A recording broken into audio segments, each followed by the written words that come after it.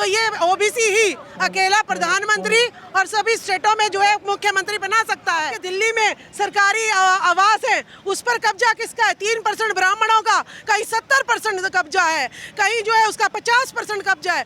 3% जो है सारा ओबीसी का खाए बैठे हैं। सरकारी नौकरियों में भेदभाव, प्राइवेट ठेकों में भेदभाव, जमीनों का जो एक्वायर कर रही है सरकार और अंबानी, अडानी, टाटा, बिरला को दे रही है। क्योंकि ओबीसी बिना न तो कोई राज्य में सरकार बन सकती है, न केंद्र में सरकार बन सकती है। दिल्ली की सरकार को भी अगर नहीं चेती तो दिल्ली सरकार को अभी ओबीसी महासभा से चेतावनी देना चाहते हैं।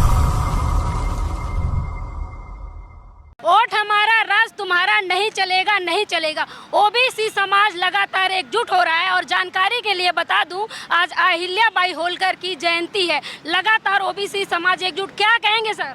आज मैं आपके माध्यम से तमाम देशवासियों को लोकमाता अहिल्याबाई की 298वीं जयंती पर शुभकामनाएं देता हूं। जिस तरह से लोकमाता अहिल्याबाई ने हर समय से न्यायोचित थी, जी पूरे सनातन धर्म की सांस्कृतिक विरासत को जीर्णोद्धार करने में उनका हमेशा से हाथ रहा है। लोकमाता अहिल्याबाई ने महिला सशक्तिकरण तमाम आदि चीज़ों को चलाया है।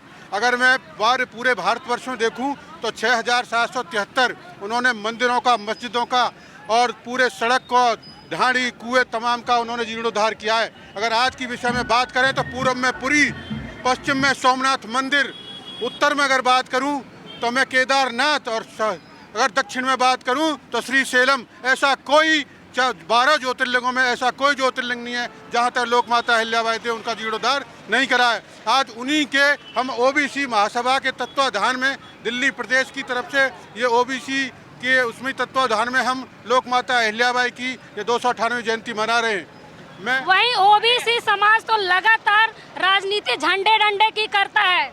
बिल्कुल झंडे डंडे की करता है और अब आगे आने वाले समय में होगा, क्योंकि अगर जो भी ओबीसी का ही होगा, क्योंकि ओबीसी बिना न तो कोई राज्य में सरकार बन सकती है, न केंद्र में सरकार बन सकती है।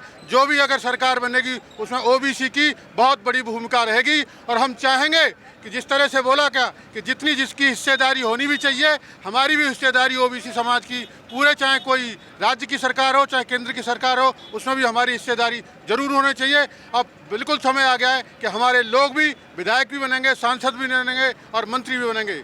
आप क्या कहेंगे सर? लगातार ओबीसी समाज जिस तरह से टूटता हुआ दिख रहा है, आगे ही 2024 का इलेक्शन है, अहिल्याबाई की जयंती के माध्यम से तमाम उन दर्शकों को क्या संदेश देंगे? मैं यही संदेश देना चाहूँगा। पहले तो नमन करता हूँ उस महान लेडी को, और उसके तत्वाधान में आज हमारे ओबीसी तत्वाधान की तरफ से एक उनकी जयंती मना रहे हैं और रोड शो कर रहे हैं, उन्हीं की जयंती के अवसर पे कर रहे हैं। और ओबीसी महासभा की बात करो, ओबीसी की लोगों की आप बात करते हो कि आगे ओबीसी के जो लोग हैं अब जाग चुके हैं। आगे 2024 में यही ओबीसी लोग, ओबीसी की लोग और माइनॉरिटी के लोग इनको उखाड़ के फेंक देंगे। और ये भी है कि दिल्ली की सरकार को भी अगर नहीं चेती तो दिल्ली सरकार को अभी ओबीसी महासभा से चेतावनी देना चाहते हैं। अगर ओबीसी महासभा की मांग है कि जाति जनगणना ओबीसी की होनी चाहिए दिल्ली के अंदर, ये हम केजरीवाल साहब को भी वो दे चुके हैं, ज्ञापन भी दे चुके हैं, और अभी तक उस पर कोई उचित कार्रवाई नहीं करी इन्होंने। कैसे देखती है मैम जो पार्टी दावा करती है सबका साथ सबका विकास, क्या धरातल पे सबका साथ सबका विकास है? देखिए, ये जो है हमारे 75 सालों से ओबीसी का सबसे ज़्यादा शोषण होता रहा है, क्योंकि ओबीसी 1931 में इसकी जनगणना हुई थी, वो 52% था। और अब सरकार जो है जनगणना कराने से डर रही है कहीं ये 52-62 ना निकल आए। अगर 52-62 निकल आता है तो ये ओबीसी ही अकेला प्रधानमंत्री और सभी स्टेटों में जो है मुख्यमंत्री बना सकता है। तो ये जो इनके भ्रष्टाचार और इनके जो है जमीनों पे कब्जे और प्राइवेटाइजेशन जो करना है, ये सब बंद हो जाएगा जब जो है ओबीसी जो है, मैं ग्वालियर में गई थी, वहाँ पे भी ओबीसी महासभा का सम्मेलन हुआ था और उसमें भी युवा बहुत जागरूक हैं और वो सरकारी नौकरियों में भेदभाव, प्राइवेट ठेकों में भेदभाव, जमीनों का जो एक्वायर कर रही है सरकार और अंबानी, अडानी, टाटा, बिरला को दे रही है, तो इससे जो है हम बेरोजगार हो रहे हैं, भूमिहीन हो रहे हैं।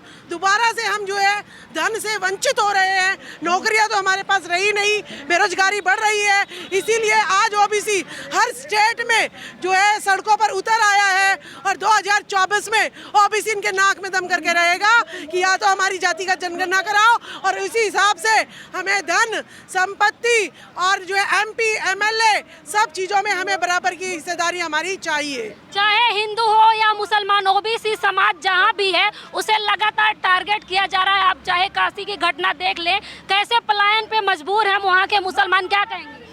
देखिए, ये हिंदू मुस्लिम की लड़ाई नहीं है, ये भारतीयों की लड़ाई है।